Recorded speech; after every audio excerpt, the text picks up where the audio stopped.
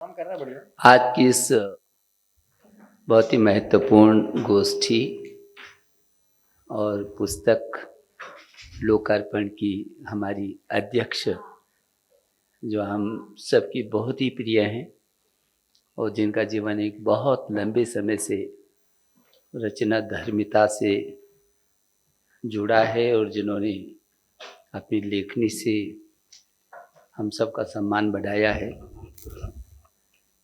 ऐसे हम सब की बहुत ही प्रिय और बहुत ही चर्चित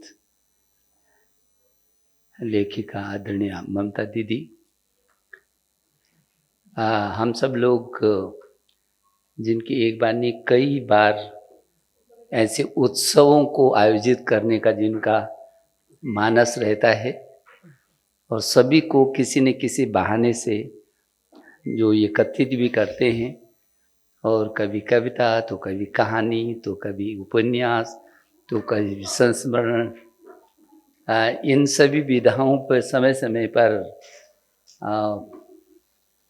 हम सबको सौभाग्य देते हैं। ऐसे हम सब के बहुत ही प्रिय डॉक्टर बी.एल. गौर जी।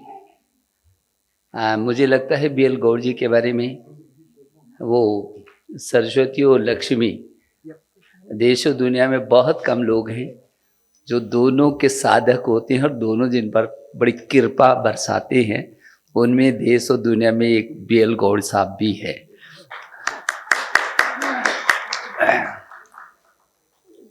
हमारे बीच दूसरे मेरे बाईं ओर बैठे हैं इंद्रजीत जी। ये इंद्र भी हैं और जीत भी हैं और दोनों चीज़ फिट बैठते हैं इन पर। मुझे अच्छा लगता है कि एक व्यक्ति दुनिया में कारोबार करे और वहाँ से पैसा कमा करके हिंदुस्तान में उसको समाज के लोगों के बीच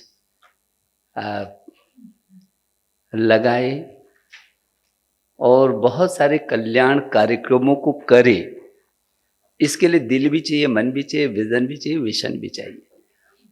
और इसलिए इंद्रजीत जी बाहर रहते हुए भी वहाँ जब जाते हैं तो हम इनको भेजते हैं पैसे लेके आ जाओ, और फिर यहाँ विधिवत जो है कई कल्याण कार्यक्रम करते हैं। अभी बताया कि क्या क्या क्या क्या करते हैं, लेकिन मुझे खुशी है कि इनका भी लगाव और जुड़ाव साहित्य से है, साहित्यकारों से है। और आज मुझे बहुत खुशी है कि जहाँ आदरणीय बी.एल. गौर जी का अक्सर लौटना नहीं होता है, ये पुस्तक का हमने लोकार्पण किया। वहीं साथ साथ में डॉक्टर इंद्रजीत शर्मा जी, ऐसे लोग, वो कैसे कैसे लोग होंगे जब हम इसके अंदर जाएंगे तो पता चलेगा। लेकिन अभी हमने का जो लोकार्पण किया, ऐसे लोग उसका लोकार्पण किया है।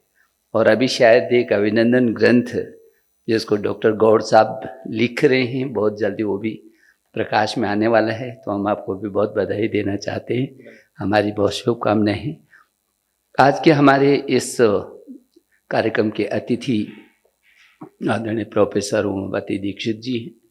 उमापति जी हिंदी के क्षेत्र में बहुत लंबे समय से काम कर रहे हैं। मैं पिछले 25-30 वर्षों से देखता हूँ, और जो हमारा हिंदी संस्थान है आगरा का, उसके अध्यक्ष भी हैं और बहुत अच्छा काम एक लंबे समय से कर रहे हैं हिंदी के लिए देश और दुनिया में।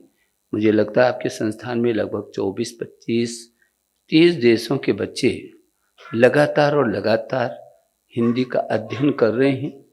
अभी जब पीछे के समय लेखक गांव में कार्यक्रम हुआ था तो वहाँ के जो बच्चे आए थे, लगभग 100 बच्चे जो विदेशी बच्चे थे, और जब उन्होंने अपनी रचनाओं को सुनाया उसमें अधिकांश तो विदेशी मूल के लोग थे।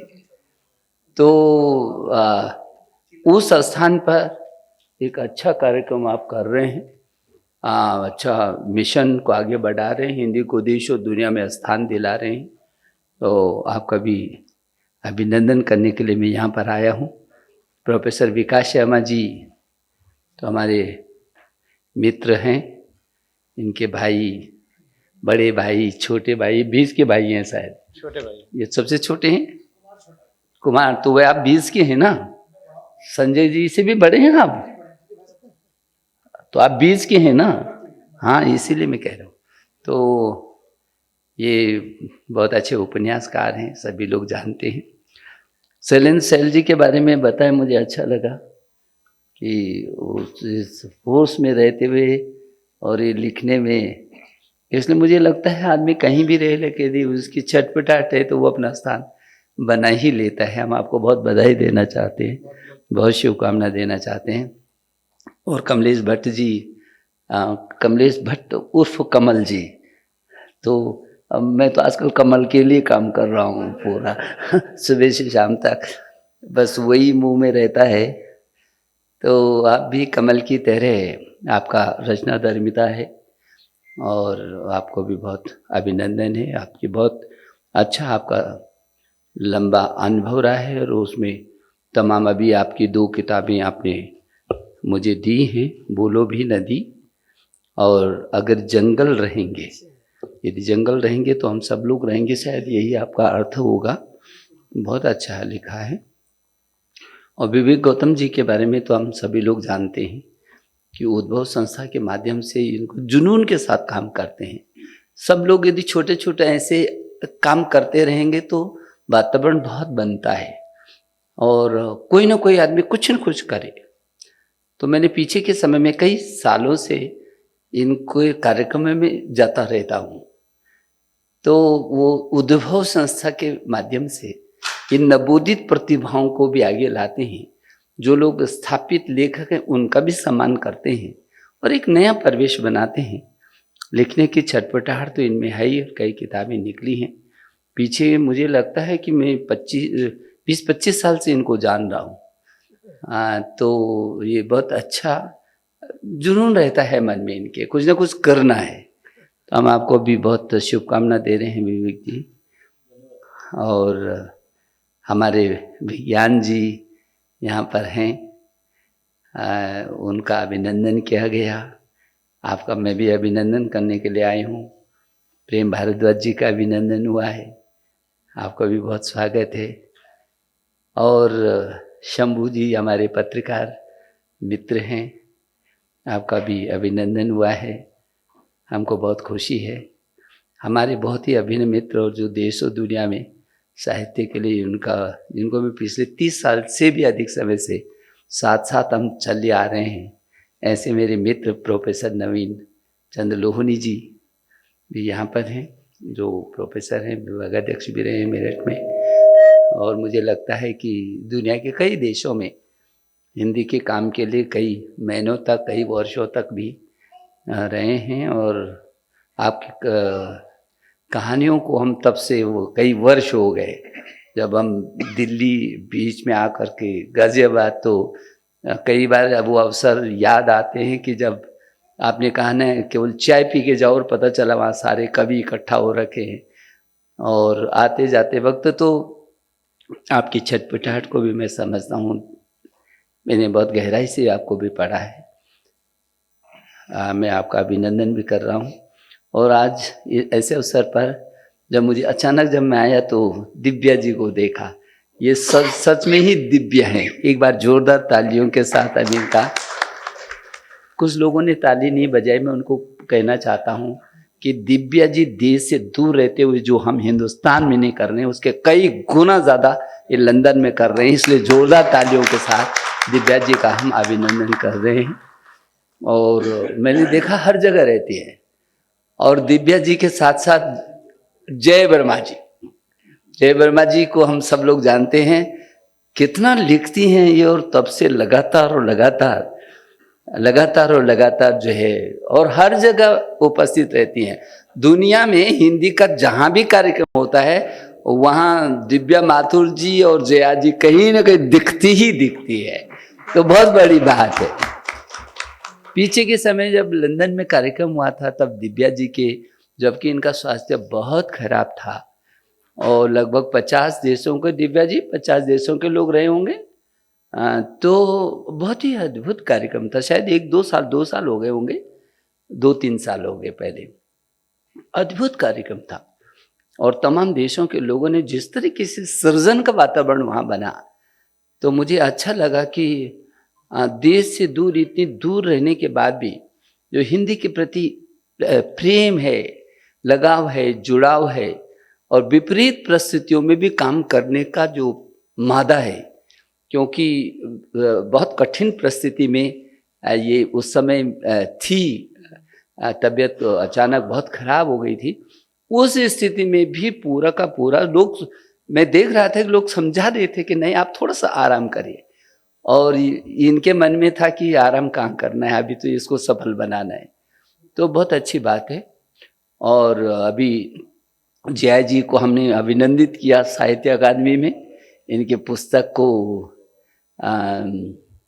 लोकार्पण हुआ था, तो ये भी जुटी रहती हैं। तो ये ठीक सही है कि आज ये राष्ट्रीय नहीं बल्कि अंतर्राष्ट्रीय कार्यक्रम हो गया, तो आप दोनों की उपस्थिति से हम आह्लादित हैं और खुशी खुशी से आपका हम स्वागत कर रहे हैं। मुझे लगता है कि यहाँ पर बहुत ही वरिष्ठतम, मेरा सौभाग्य होता कि उन वरिष्ठतम लोगों को मैं सुन पाता। और मैंने जब इंद्रजीत जी ने कहा तो मैंने कहा कि संभव नहीं होगा।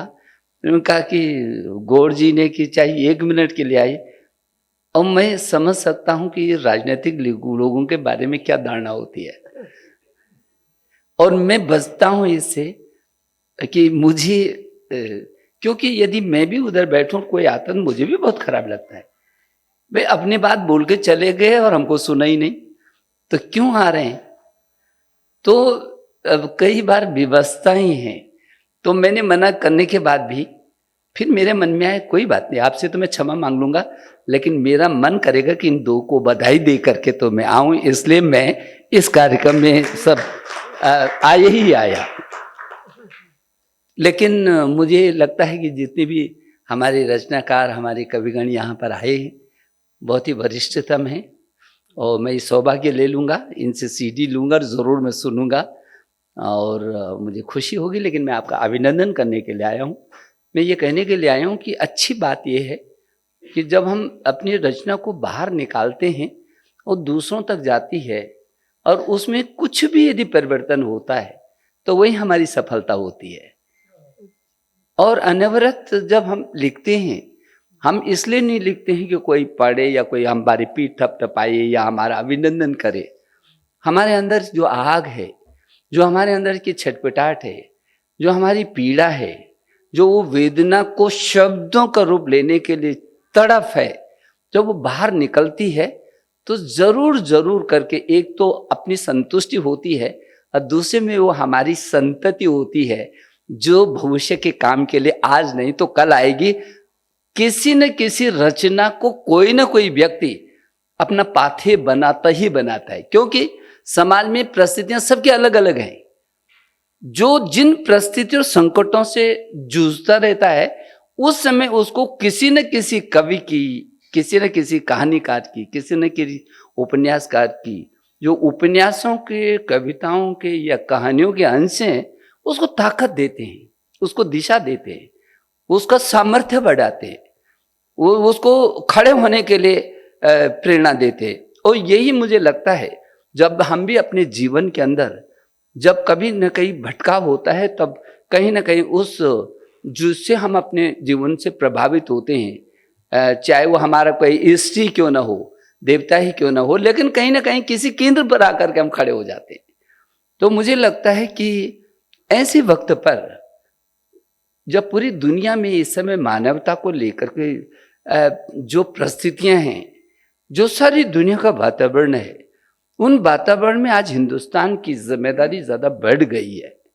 और विशेषकर हिंदुस्तान जब मैं कहूँगा तो हिंदुस्तान में जो ये शब्द साधक है, क्योंकि शब्द दुनिया में सबसे बड़ी ताकत है, वो उस ताकत का जो साधक है उसकी जिम्मेदारियां तब ज्यादा बढ़ जाती हैं जबकि पूरी दुनिया संवेदनहीन हो जाए, जब मूल्यों की इस सीमा तक गिरावट आ जाए कि वो चौराहे पर आ जाए, और तब चौतरफा संकट दिखाई दे, अंधेरा दिखाई दे, तब एक उजाले के रूप में आपकी एक रचना भी यदि बाहर निकलती है तो उस अंधेरे को मिटाती है, उजाले को करती है, और आप सब उजाला करने वाले हैं। इसलिए मैं आपका अभिनंदन करने के लिए विशेष करके यहाँ पर आया हूँ। मुझे भरोसा है कि आप अपनी इस लेखनी को लगातार आगे बढ़ाएंगे। आपकी जो छटपटाहट है, जो शब्द हैं, वो लोगों के मनों तक जाएंगे, और जरूर करके, क्योंकि अभी भी संवेदनाएं खोई नहीं है। वह क्या धुंध है, वातावरण ऐसा है, जब हम वातावरण अच्छा बनाते हैं तो धुंध छंटता है, आदमी खड़ा होता है कि नहीं, मैं तो ये सोच रहा था लेकिन ये तो ये लिखा है। ऐसा नहीं कि सभी खराब है, ऐसा नहीं कि सभी जगह खराब है, ऐसा नहीं कि हर व्यक्ति संवेदनहीन हो गया। तो वो खड़ा करता है अपने को, जो दब रहा है, छिप रहा है, वो जो उसको कहीं ना कहीं गिरावट आ रही है उसके मन के अंदर, परिस्थिति जन्य, वो फिर अपने को खड़ा करता है। और मेरा ये भी निवेदन है कि मुझे लगता है कि जो भारत की संस्कृति है उसने पूरे विश्व को कहीं ना कहीं मार्गदर्शन दिया। यदि हम 2 सूत्रों में हल्के से ये कर दे कि यदि पूरी दुनिया को हमने अपना कुटुंब माना है, वसुधैव कुटुंबकम, और लगातार हमारी संस्कृति में हमने शुरू से अपने बच्चों को भी यही पढ़ाया, अयम निजा परोवेति गणना लघुचेतसाम उदारे चरता नाम तो वसुधैव कुटुंब।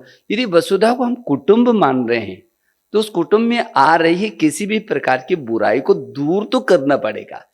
तो बुराई दूर 2 चीज से होती है। आप यदि किसी खराब आदमी को सीधे सीधे बोलेंगे तो तुम तो बहुत ही खराब हो, एक विषय तो ये है, तो वो तो खराब अच्छे होने के बजाय वो कहेगा ठीक है भाई, तुमने जब हम पर ठप्पर लगाई दिया खराब का, तो अब इससे ज्यादा आगे क्या होगा, तो अब तो मुझे वही करना है। लेकिन यदि खराब से खराब व्यक्ति को भी यदि ये कहा जाए तुम खराब तो नहीं हो सकते, क्या परिस्थितियां रही होंगी कि तुमने ऐसा किया, तो मुझे लगता है वो आदमी फिर खड़ा हो सकता है कि अच्छा मैं खराब नहीं हूं, और इसका मतलब जो गलती हुई है वो कहीं ना कहीं मैं संभाल सकता हूं, उस गलती को अपने को ठीक कर सकता हूं। और इसलिए जो ये परिवार का जो भाव है पूरी दुनिया में, क्योंकि ये पाश्चात्य देश के लोग तो इस दुनिया को इन्होंने मार्केट बोल दिया, ये ग्लोबल मार्केट है, संसार बाजार है, तो उनके लिए पूरी दुनिया बाजार है और हमारे लिए परिवार है। बाजार में हमेशा व्यापार होता है और परिवार में प्यार होता है। इस प्यार को कैसे उठा सकते हैं हम, दुनिया को कैसे बता सकते हैं इस बात को कि नहीं प्यार में ताकत है, बस चल रही 2 मिनट, तो प्यार में ताकत है।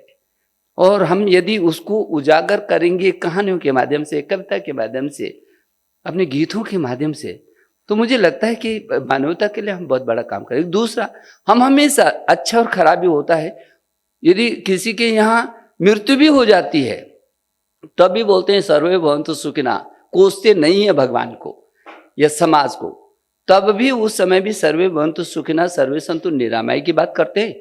और जब हम अच्छा करते हैं, हमारा जन्मदिन होता है, बच्चा होता है, पूजा होती है, पाठ होती है, तब यहाँ से शुरू करते हैं सर्वे भवन्तु सुखिनः सर्वे सन्तु निरामया सर्वे भद्राणि पश्यन्तु मा कश्चित् दुर्भाग् भवेत्। कितनी बड़ी बात है, कितना बड़ा विजन है हमारा। इस विजन को क्या हम कहानियों के माध्यम से, कविताओं के माध्यम से, अपने लेखों के माध्यम से, क्या उस विजन को और दूर तक ले जा सकते हैं क्या? क्योंकि उसके ध्वजवाहक हम ही हैं, कोई नहीं आएगा, क्योंकि इस धरती पर पैदा ये विचार हुआ है और दुनिया के विचार बौने हैं इन विचारों के सामने। पूरी दुनिया, जितने भी सारे, मैं किसी पर आक्षेप नहीं लगा रहा हूं, लेकिन मुझे भरोसा है कि इन 2 विचार के सामने जो भारत की संस्कृति है, जो भारत का विचार है, और दुनिया की सारे विचार उसके सामने बौने हैं। उन विचार को कैसे करके ये लोग, जिन पर भरोसा है, क्योंकि जब कविता पढ़ता है बच्चा, हमने भी तो पढ़ा, तो जो पढ़ता है उसको लगता है लक्ष्मण रेखा है। अभी जो अध्यापक पढ़ाता है, आप लिखते हैं, अध्यापक उसको पढ़ाता है और बच्चा उसको अपने में ग्रहण करता है। और हम बच्चे, माने जब हम बच्चे थे और आज यहाँ तक आए हैं, तो हमने उसी को तो ग्रहण किया है। मुझे याद आता है कि जब मैं भारत का शिक्षा मंत्री के रूप में था, तो एक कार्यक्रम में प्रधानमंत्री जुड़े, उन्होंने कहा बच्चों को कि अध्यापकों को भी बोला कि जो बच्चा है यदि बोलेगा कि मैं बोलूँगा कि नरेंद्र मोदी जी ये कह रहे हैं, ये यहाँ पर ये नहीं, ये है, और अध्यापक बोलेगा कि ये नहीं ये है, तो बच्चा भारत के प्रधानमंत्री की बात सुनने वाला नहीं, अध्यापक की ही बात सुनेगा, क्योंकि वो उसका संस्कार, उसका अध्यापन है। तो ये हमारे सामने इस समय जो वर्तमान में चुनौतियां भी हैं और अवसर भी है, क्योंकि लॉर्ड मैकाले ने हमारी संस्कृति और हमारा साहित्य और हमारी भाषा इस सबको खत्म किया और काले अंग्रेजों को पैदा किया देश के अंदर। तो स्वाभाविक की भाषा के साथ उसकी सभ्यता संस्कृति सब रहती है, उसको भाषा को भी खत्म कर दिया। और अब 165 वर्ष पहले जिसने किया, आज उसका खामियाजा हमने इतने 100-150 सालों में किया है। और उससे पहले तमाम प्रकार की संस्कृति पर किस तरीके से भाषा पर, हमारे विचारों पर आक्रमण होते रहे। मैं संदर्भ बस इन बातों को इसलिए कहना चाहता हूँ, मुझे इन बातों को कहने का उचित अवसर मिलता है उचित लोगों के सामने, क्योंकि मुझे लगता है कि हम भी कुंठा को नहीं बांट सकते। आज रचना कोई भी, मुझे बड़ी तकलीफ हो रही है और मैंने ऐसा लिख दिया कि आग पैदा कर दूंगा, लेकिन आग पैदा कर दूंगा वो आग लगाने के लिए करूंगा या उजाले के लिए करूंगा, अंतर सिर्फ इतना है। और इसीलिए थोड़ा सा जब हम लोग आपस में चर्चा करते हैं तो मुझे लगता है इस पर भी थोड़ा सा जरूर होना चाहिए। मुझे बहुत खुशी है कि गौड़ साहब जो है बहुत अच्छे तरीके से इस दिशा में, मुझे बहुत खुशी होती, इसलिए मैं भाग भाग के आया कि वो लक्ष्मी छप्पर फाड़ के दे रही, फिर भी सरस्वती को पकड़े हुए है। अब मेरा इनसे आग्रह ये रहता है कि लक्ष्मी अपने आप आ जाएगी, आप सरस्वती को मत छोड़िएगा, ठीक है ना। माँ सरस्वती का आशीर्वाद है, सभी पर नहीं होता है उसका आशीर्वाद। तो जो है लक्ष्मी तो कोशिश करने से आ ही जाती है, वो ज़्यादा परेशान नहीं होती है, वो कहती मेहनत करोगे मैं आ जाऊंगी। लेकिन जो सरस्वती है वो तो साक्षात है, वो कोई जबरदस्ती कभी नहीं बन सकता, कोई जबरदस्ती लेखक नहीं बन सकता। वो जो अंदर से दिया हुआ है, माँ सरस्वती आप में वास कर रही है, तो उसको हम बहुत अच्छे से समझ सकते हैं, बढ़ा सकते हैं। और मैं इस अवसर पर हम आपको शुभकामना दे रहे हैं, आपको बधाई दे रहे हैं, और बस यही आग्रह कर रहे हैं कि आप लगातार साहित्यकारों के लिए काम करते रहिए। कुछ ऐसा करिए कि सारे के सारे लोग जहाँ कम वहाँ हम वाली बात हो जाए। तो ये आप कर सकते हैं, आप समर्थ हैं, और ये भी शर्मा जी भी बहुत समर्थ हैं इस दिशा में और कर भी रहे हैं। तो मैं आप सब लोगों को एक छोटा सा लेखक गांव जो आदरणीय गौड़ साहब और इन लोगों की सब प्रयास से देहरादून के पास बना है, तो जब भी आपका मन कभी होगा तो एयरपोर्ट के बगल में एक थानो गांव है, ये देश का एक छोटा सा लेखक गांव जहाँ के वो सृजन स्थली हो, लोग केवल लिखने के लिए आए, अपनी किताबें पूरी करने के लिए आए, अपनी कहानी को पूरा करने के लिए आए।